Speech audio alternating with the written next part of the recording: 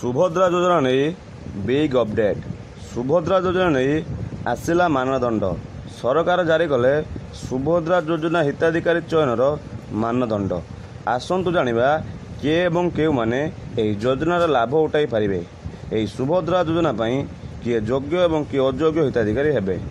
महिला जनक निहाती भावे जड़े ओडिशार बासिंदा हेबा आवश्यक।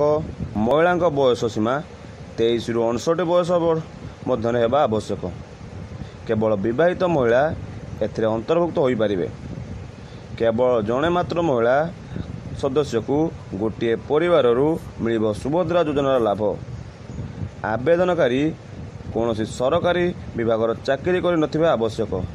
जदि कहीं समस्त मानदंड को पूरण करती तेबे से सुभद्रा योजना पई योग्य विवेचित हेब एवं सुभद्रा योजना पई आवेदन करि पारिबे।